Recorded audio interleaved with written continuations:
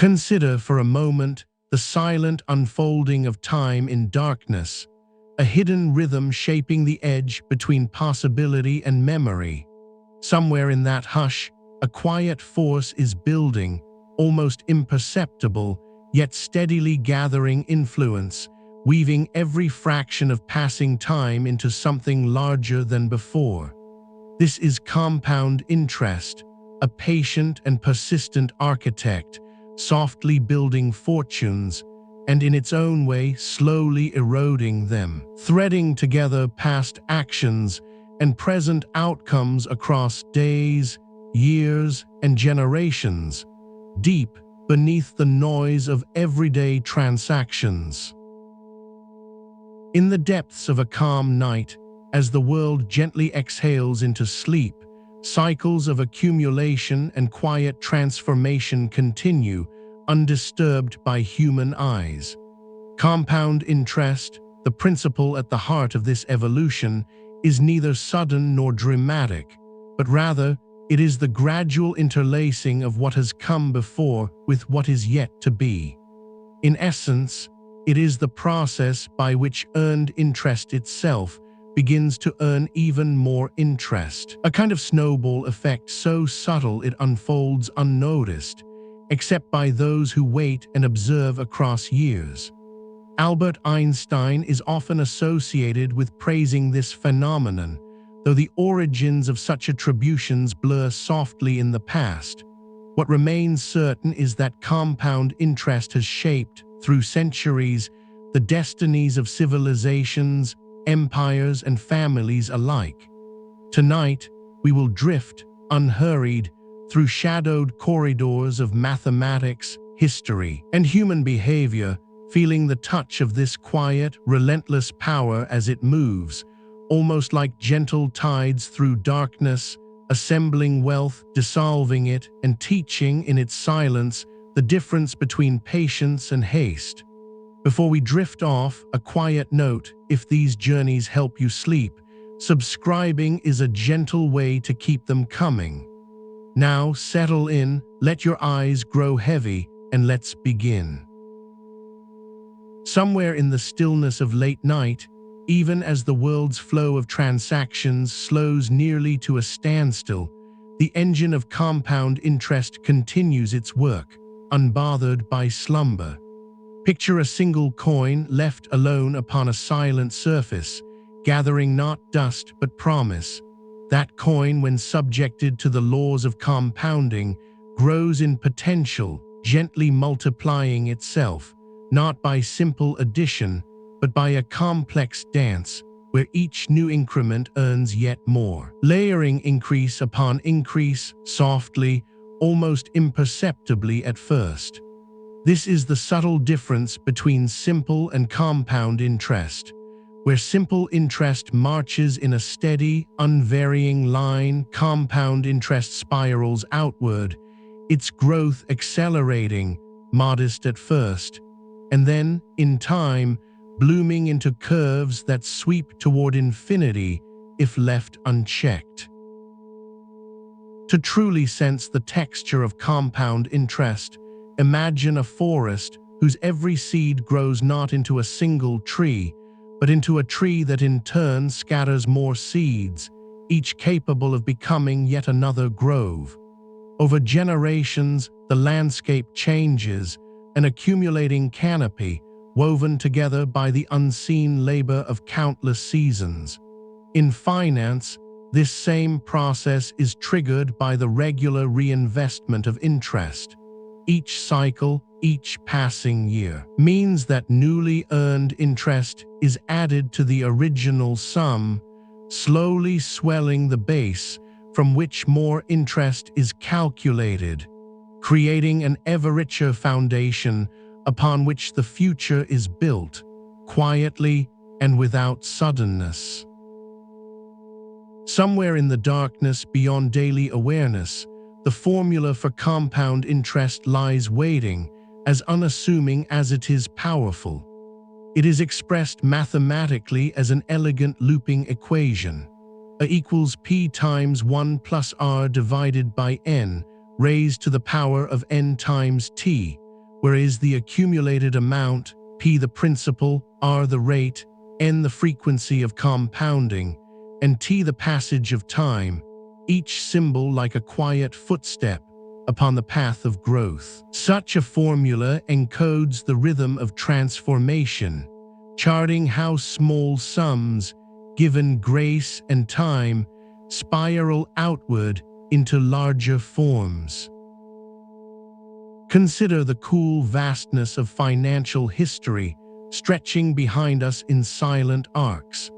Compound interest, while a familiar tool today, first took on prominence centuries ago when trade, lending, and time began to intertwine in new ways. Ancient civilizations glimpsed its effects, but it was the rise of modern banking and investments, beginning in Europe and spreading outward, that cast the quiet shadow of compound interest across the world's ledgers.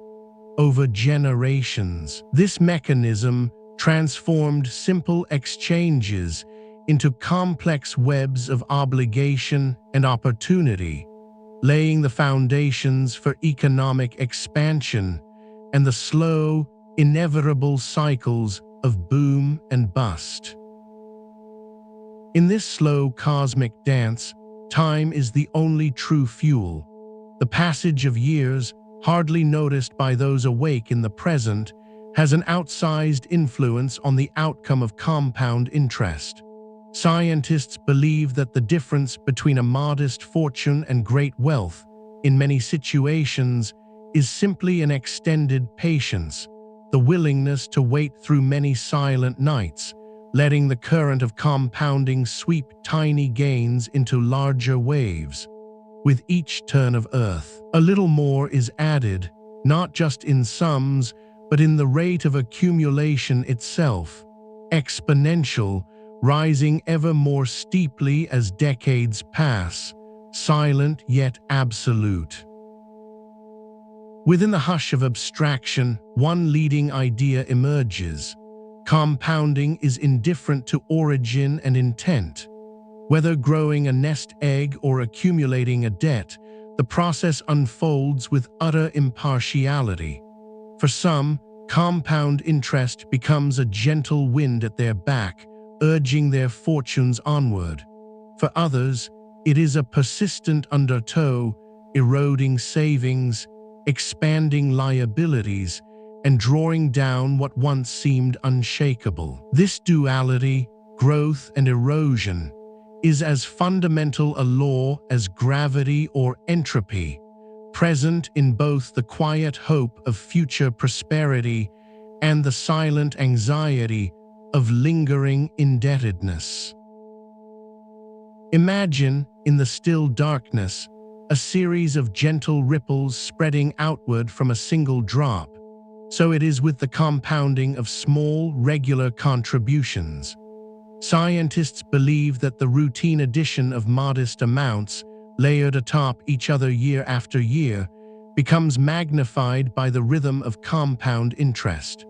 Over the course of 30, 40, or 50 years, these ripples consolidate, forming an ocean of wealth quite out of proportion to their humble beginnings, all the while requiring no sudden storms, only constancy and patient continuation. And yet, somewhere in that same darkness, debts compounded follow a similar path, but in the opposite direction, expanding quietly when missed payments and accruing interest are left unchecked. The balances accumulate, interest upon interest, until the sum owed eclipses the original by multiples, sometimes rendering escape nearly impossible without painful sacrifice or transformation. It is a force as quiet and relentless as glacier movement, patient in its approach and inevitable in its outcome. To touch the texture of compounding more deeply, it helps to consider frequency, the regularity with which interest is calculated and added. Whether annually, quarterly, monthly, or every whisper of a day, the more frequent the compounding, the faster its effects gather. This curious subtlety, understood by financiers over centuries, means that the same rate of return, if compounded more often, can lead to meaningfully different outcomes, as if the clock of growth is ticking faster, even as silence prevails. And time itself, always indifferent, offers a quiet lesson. Compound interest is most powerful when allied with longevity. Scientists have shown that even modest sums, left untouched across the sweep of adolescence, adulthood, and into old age, can flourish into amounts that defy expectation, provided their progress is not interrupted. The longer the sum remains in place, the more the compounding accelerates, almost as if the universe rewards unhurried waiting with quiet abundance, measured not in sudden riches, but in the gentle amassing of stability and possibility. Somewhere between patience and urgency, the concept of the Rule of 72 has emerged, a rough yet practical way to estimate how long a sum will take to double, given a particular rate of return. By dividing 72 by the annual interest rate, the approximate number of years to doubling appears, like a guidepost in the dusk, simple yet profound. This rule, murmured quietly in classrooms and echoed in financial circles, provides a glimpse into the speed with which compounding can accelerate wealth, giving texture to time's invisible passage. As generations come and go, the power of compounding is not only mathematical but historical. Inheritance and legacy, quietly passed from hand to hand, carry with them not just wealth, but the accumulated echo of centuries of interest, both earned and owed. Consider for a moment the endowments of ancient towns, their foundations resting on sums invested long ago, gently fed by compound growth, surviving wars and revolutions, disasters and recoveries, a testament to the power of slow, silent perseverance across time. And yet, history also records nights of loss, eras when the erosion of fortunes, equally governed by compounding, whittled away even the greatest reserves. Economists teach that inflation, that slow warming of prices, acts like a silent, reverse undertow, gently diminishing the value of all that compound interest accumulates. As prices rise, unchecked by caution, the real worth of investments may hardly keep pace, revealing that compounding is not a guarantee, but a possibility shaped by the wider world's unpredictable tides. Inside the mind, compounding can become a metaphor for learning and memory itself, as small pieces of knowledge, layered gently upon earlier ones, quietly accumulate until new understanding blooms almost without warning. In this human context, the principle remains: each fragment of insight is not only valuable on its own, but serves as soil for ever more complex and meaningful growth, given time and patience and the quiet creative chaos of thought. Not all compounding is visible to the naked eye. Somewhere in the silent servers of world banks, the digital echoes of these calculations play out ceaselessly, balancing sums, updating ledgers, recalculating futures. In this new age, the ancient logic of compounding has shifted from paper tallies to shifting electrons, and yet the logic, the spiraling curves, the silent acceleration, remains unchanged and as persistent as ever. And over lifetimes, those who approach compounding with humility and patience often find not drama, but the comforting reassurance of progress, the feeling of quiet forward momentum. Scientists believe that the psychological value of watching even small gains expand, of feeling time as an ally, can transform anxiety about the future into a meditative interval of calm anticipation, like waiting for dawn on the far side of night. However, the same rules apply in reverse for those caught in cycles of borrowing. As debts are left to grow, the principle works not for, but against, the individual, adding layer upon layer of obligation, often more quickly than efforts to pay them down can unwind. Here, the lesson of compounding is a quiet warning, one not of panic, but of gravity, reminding all that unchecked growth can diminish as surely as it can enrich, with the passage of silent years. Compound interest, then, arises not only in numbers, accounts, and ledgers, but in every realm where accumulation is possible. The patient gardener sees it in seeds and flowers, the student in skills and insight, the savers and investors in the gradual mounting of resources. In each quiet context, compounding asks for time's partnership, building with the gentlest of hands, almost unnoticed until the results, vast or costly, appear at the edge of vision. And somewhere, always, those outcomes remain subject to the larger tides, those of crises, downturns, unforeseen events that sweep across economies, shifting the trajectories of fortunes that seemed until then unstoppable. Here, the quiet power of compounding meets the unpredictable. The slow arc of gain or loss is reconfigured in an instant, setting a new course, as if a vast wind had changed direction in the dark. Across cultures and centuries, the response to compound interest is woven through laws and ethics. At times it has been celebrated, at others restricted or condemned. Usury in some eras was considered a moral failing, a danger to the fabric of society itself. And yet, the functional reality of compound growth, both as benefit and risk, endures, an almost natural law that persists regardless of the spirit in which it is received. And so, compound interest becomes more than a financial mechanism. It is, in the broadest sense, a meditation upon patience and change.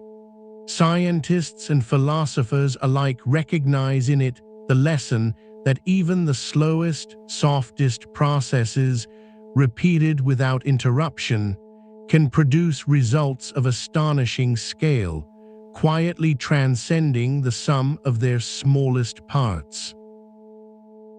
Somewhere in the quiet darkness, the force of compounding continues to weave new futures, one moment, one calculation at a time.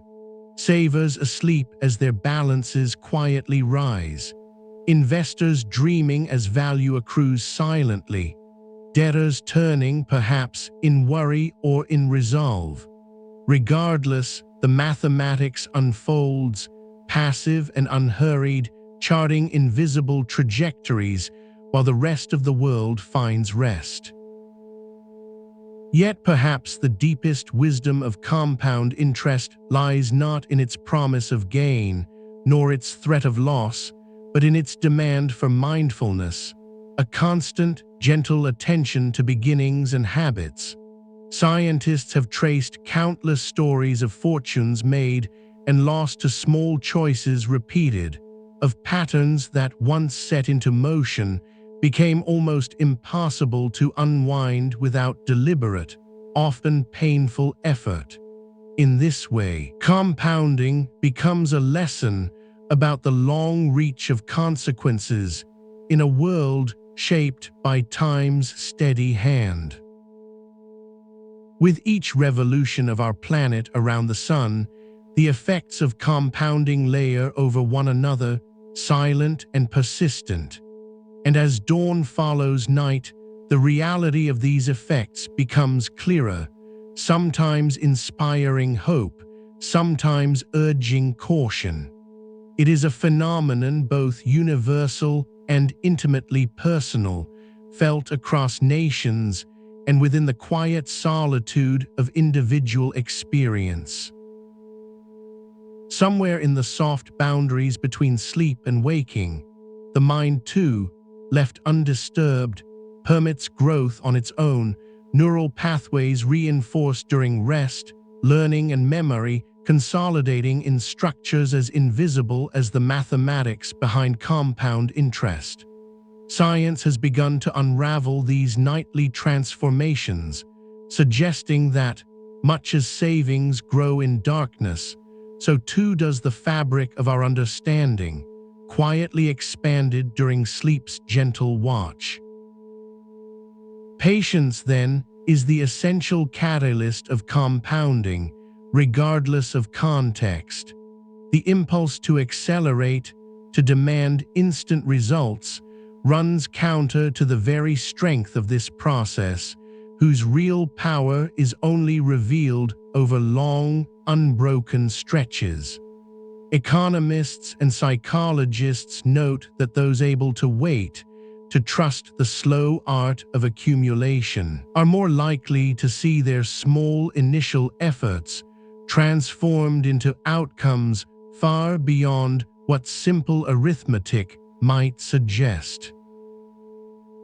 And yet, even the most patient of journeys is influenced by choices along the way. Additional contributions, increased rates, or more frequent compounding, each can shift the path, steepening curves, amplifying gains, or in the context of debt, increasing burdens. In this way, each individual, knowingly or not, becomes an architect of their own compounding experience, shaping the silent growth or erosion that will someday feel inevitable in hindsight. Within the calm of these calculations, financial planners often urge a kind of emotional distance, not detachment, but soothing perspective.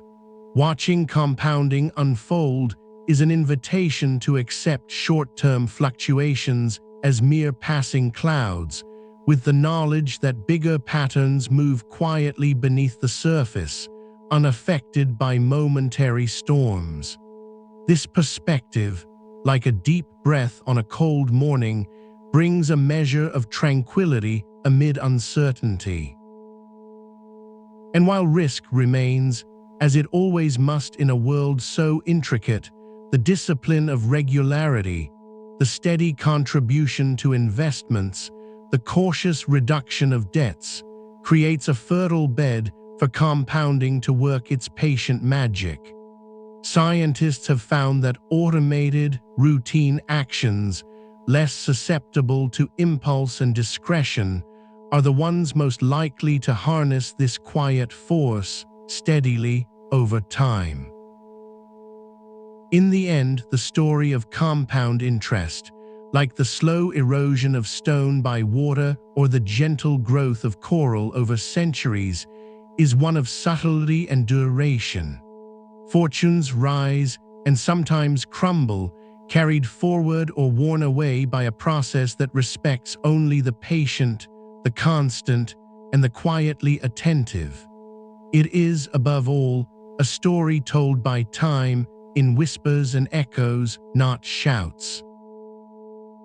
And so, as this exploration drifts gently to its close, the invisible hand of compounding continues its work through every bank, pocket, and ledger, its impact never hurried, never dramatic, but ever present regardless of the hour. Each night, as billions sleep, their financial futures, for better or worse, are quietly taking shape, shaped by discipline, chance, and the stirring mathematics of accumulation. Consider, finally, the deep silence of the night, an interval wherein the work of compounding is most hidden, but also most assured, indifferent to the noise and haste of waking life. Just as the universe gathers worlds from dust, so too does this principle assemble destinies from the simplest of beginnings, giving patient dreamers a companion through the patient unfolding of time itself. Across centuries and continents, echoes of compound interest ripple through the fabric of civilizations. As empires rise and quietly recede, their treasuries swelling or diminishing with the persistent, silent tide of accumulation and decay, demonstrating how this force acts impartially, neither swift nor cruel, simply unrelenting, weaving its gentle arithmetic through palaces and humble homes alike. Consider, for a moment, the subtle interplay between inflation and compounding, a delicate, nearly invisible current flowing beneath the surface, where even as earned returns grow and gather, the gentle erosion of value occurs, unseen but constant, reminding us that numbers alone cannot always grasp the shifting worth of gold, grain, or promise. And so the real power of compounding is always accompanied by its silent partner, time's changing worth. In the enveloping tranquility of the evening, one might recall how discipline quietly guides compounding's journey, as regular contributions, no matter how small, glimmer in the darkness like distant sparks, forming a constellation whose true shape emerges not at once, but only after many slow, luminous revolutions have passed beneath the patient gaze of the stars. Somewhere in the unmeasured stillness between days, compound interest gathers not only wealth, but also the lessons of restraint and foresight, showing that each decision now casts a shadow forward, as ripples in calm waters travel outward, subtle yet inevitable, reminding us that in time's vast ocean, today's gentle gesture may guide tomorrow's unseen current. Beyond the familiar accounts of savings and debt, compound interest reaches quietly into every corner of an economy, knitting together investors, borrowers, and institutions through invisible lines of accumulation and obligation, each day gently shifting the landscape of wealth beneath the surface, often in silence too deep to notice without careful attention. Amid the vastness of global trade, compound interest subtly shapes the destinies of nations as well, embellishing surpluses with cascading gains for lenders, or multiplying the burdens of deficits for borrowers, so that entire societies, across generations, may rise or falter upon the soft tidal forces of accumulated percentages, drawn ever onward by the momentum of time itself. Somewhere in the near-invisible world of digital algorithms, compound interest finds new form and velocity, its calculations executed billions of times each day within the circuitry of global finance, compressing what once took lifetimes into moments, turning abstract numbers into a silent choreography of relentless growth or slow erosion, carried upon pulses of unseen light. Consider for a moment the passage of time itself, cool and unhurried, traced in the gentle erosion of stone or the quiet accumulation of dust. So too does compound interest move, its silent increments forming the delicate architecture not only of fortunes and debts, but of possibilities and choices yet unmade, waiting patiently in tomorrow's dawn.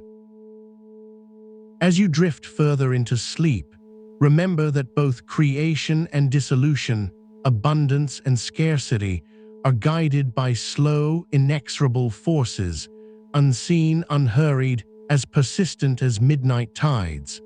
Compound interest in all its silent elegance is a lesson not only about numbers, but about the deep and ongoing dialogue between time, patience, and change.